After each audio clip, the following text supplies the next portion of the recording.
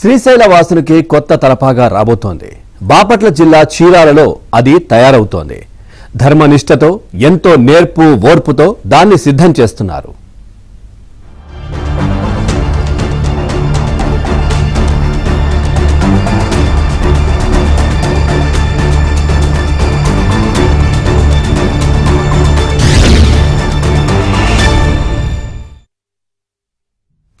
శ్రీశైలం మల్లన్న పెళ్లికి తలపాగా ఓ విశేషం. మహాశివరాత్రి సందర్భంగా శ్రీ భ్రమరాంబికా దేవి మల్లికార్జున స్వామివార్ల కళ్యాణ వేడుకకు చేనేత మగ్గంపై 3 తరాలుగా పృథ్వీ వంశస్థులు నేసిన వస్త్రాన్ని తలపాగాగా ఆలయ శిఖరానికి చుడతారు. ఇంతకీ ఈ తలపాగా తయారు చేసేది ఏ ప్రాంత వాసులో తెలుసుకోవాలంటే ఏబిఎన్ స్పాట్లైట్ చూడాల్సిందే.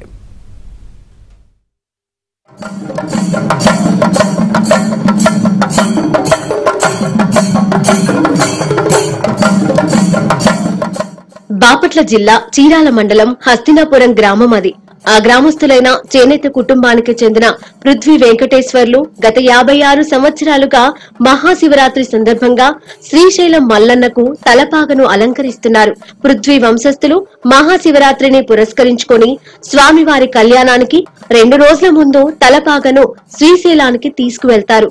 కార్తీక మాసం నుండి ప్రారంభించి 363 తలపాగ వస్త్రాన్ని తయారు చేస్తారు.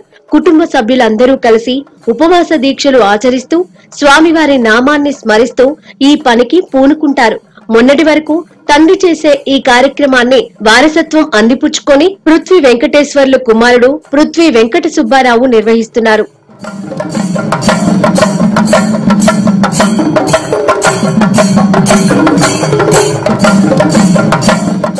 మహాశివరాత్రి పర్వదినాన అర్ధరాత్రి 12 గంటలకు లింగోద్భవ సమయంలో ఒంటిపై నూలుపోగు లేకుండా దిగంబరంగా విద్యుత్ లైట్లు ఆపివేసి ఆలయ శిఖరం నుండి నవనందులను కలుపుతూ ఈ తలపాగను పృథ్వీ వంశస్థులు చుడతారు. ఇది తమకు లభించిన అదృష్టమని వెంకట సుబ్బారావు చెబుతున్నారు. స్వల్ప అనారోగ్యం కారణంగా తమ తండ్రి వెంకటేశ్వర్లు శ్రీశైలానికి రాలేకపోతున్నారని ఆయన తరపున తాను ఆ కార్యక్రమాన్ని నిర్వహిస్తానని ఆయన వెల్లడించారు. ప్రతి సంవత్సరం మహాశివరాత్రి పర్వదినం రోజున శ్రీశైలంలో కొలువైన శ్రీ భ్రమరాంబ మల్లికార్జున స్వామి వార్లకు తలపాగా అలంకరణ కార్యక్రమం చేస్తూ ఉన్నాము. గత 3 తరాల నుండి ఈ యొక్క కార్యక్రమం నిర్వహిస్తూ ఉన్నారు. మా తండ్రి గారైన పృథ్వీ వెంకటేశ్వర్లు గారు ఈ యొక్క కార్యక్రమం నిర్వహించేవారు. ప్రస్తుత అనారోగ్య కారణాల వల్ల ఈ సంవత్సరం నేను ఈ యొక్క కార్యక్రమం దేవస్థానం వారి అనుమతితో చేస్తూ ఉన్నాను.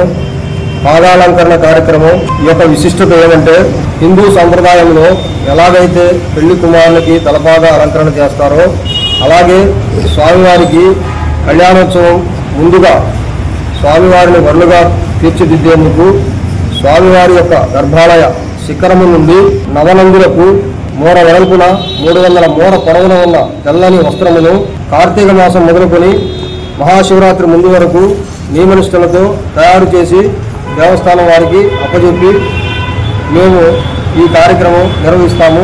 పృథ్వీ కుటుంబం చేస్తున్న సేవలను వారి గురువులు కూడా ప్రశంసిస్తున్నారు.